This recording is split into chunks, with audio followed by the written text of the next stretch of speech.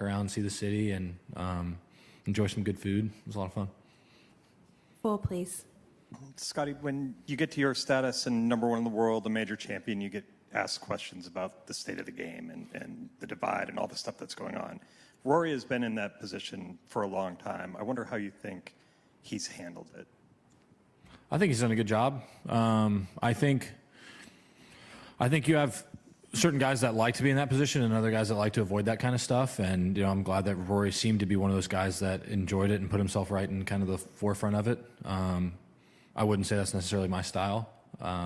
Yes, it matters to me, but I also like coming out here and competing, and that's my main focus typically. And not that focusing on the mergers is a bad thing. We need people to be there, and Rory's done a great job as kind of one of the leaders for our tour, but there's also a number of other players that have stepped up as well. And we're all trying to do our best to help improve the tour. It's just some people, I would say, would do more of it sitting here versus behind the scenes, and that's just how people want to go about their business.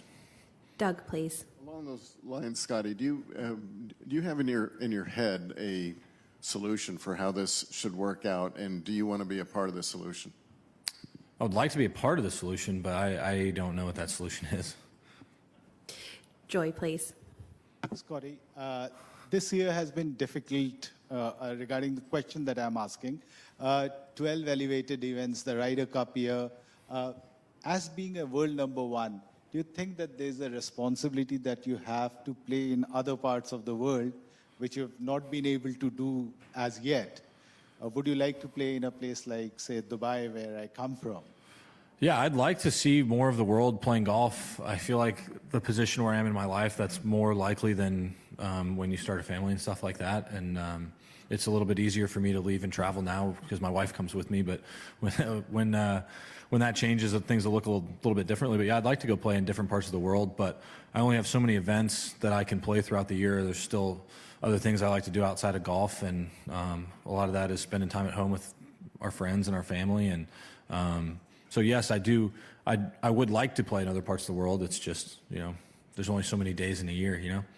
Will it be a little easier next year when there are 8 elevated events and designated events and no Ryder Cup? I'm not sure. I haven't really looked towards next year, to be completely honest with you. I've been pretty focused on this year. Next year will be a President's Cup year. I don't know exactly where that'll be. I've considered coming over and playing more events in Europe in the fall, and now that we actually have more time off in the fall on our tour schedule, that's really the time of year where you can kind of make those things happen. But that time of year, it's also football season at home, and it's a fun time to be at home. 4 to the left, please. Scottie, hi, Robin Barwick from Kingdom magazine. I don't know if this is old news, but do you still have the old station wagon at home, or have you replaced it? And if you are still driving it, can you tell us a little bit about how long you've had the car, how many miles it's done, what the story is with that?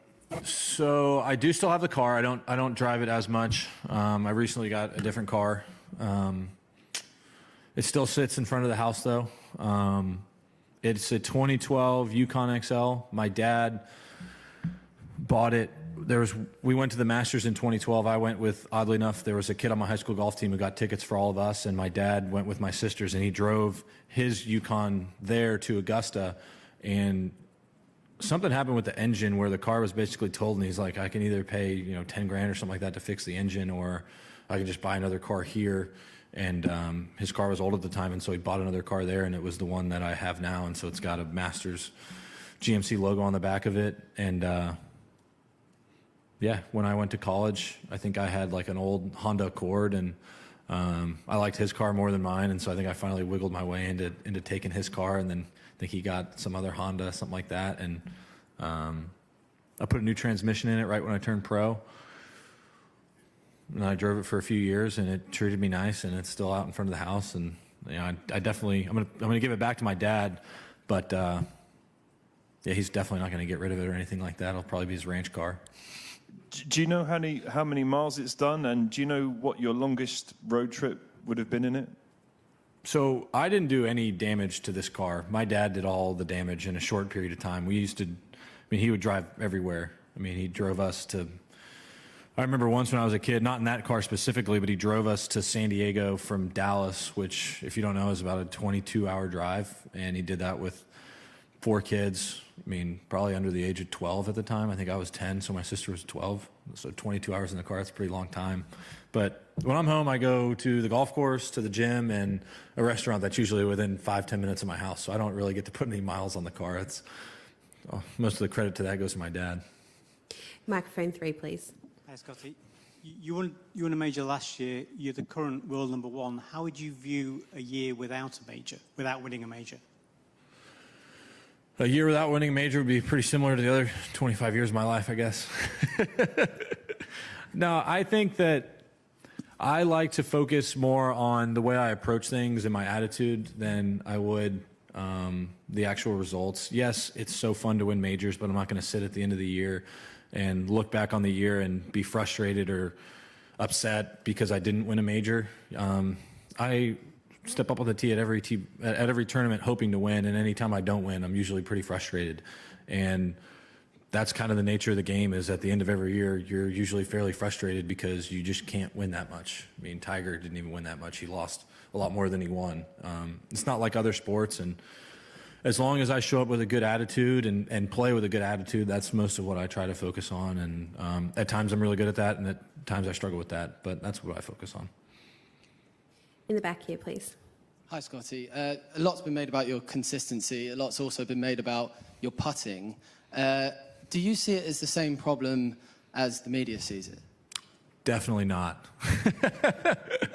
I think that most of what has to happen is something has to be created into a story, and for a while it didn't really seem like there was much of a story behind the way that I play golf. You know, I think I was viewed as probably a touch boring and didn't really show much emotion, and I don't know, whatever else you could think of. I don't know.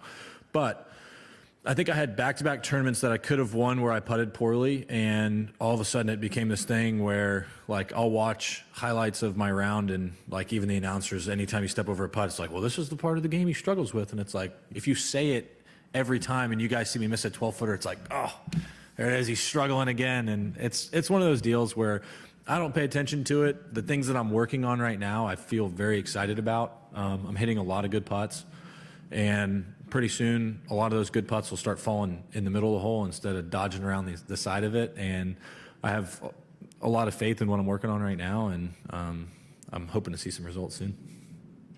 Do we have any final questions for Scottie?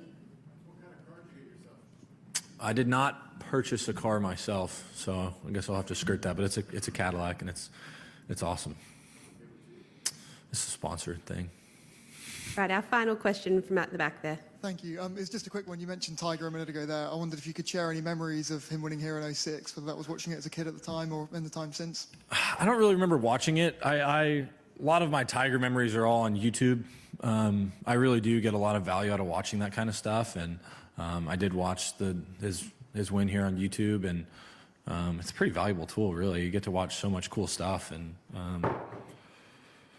yeah, I'd say most of my young memories of Tiger are just watching him win a lot and seeing him make all the putts, whether it was here at the Open or, you know, the putted tour. He always stands out. And I mean, what I appreciate about Tiger is I feel like a lot of times when you ask him questions, he's very eager to help. Besides the divot video that everybody saw this year, he tried to keep that one a secret from me. Still got to get the answer on that one. But you know, he's in a different position in the game now than where he was as more of a spokesperson, and we hope that he can come out and play more. But I mean, we're very appreciative of all the years that we had with him, watching him play, and the few years that I got being able to compete against him. And we'll sneak one last one from Matt, please. Yeah, just to follow up on what you just said about YouTube being a valuable tool, does that mean that you watch Tiger's performance here to get some insight into playing Hoylake? Yeah, just to see the course. I'd never seen this course before. I didn't really know anything about it other than the fact that it was really firm then and he didn't hit or only hit one driver for the entire week. So anytime I'm coming to a new course, I try to learn something about it before I get there versus just coming in blind. And I mean, it really is a valuable tool for me. Have you ever played courses on like PlayStation or anything to do that? No, I was never into video games. If I played golf courses on video games, it'd probably kill my confidence. Well, Scottie, thank you very much for your time today. We'll wish you the best of luck this week. Thanks, y'all.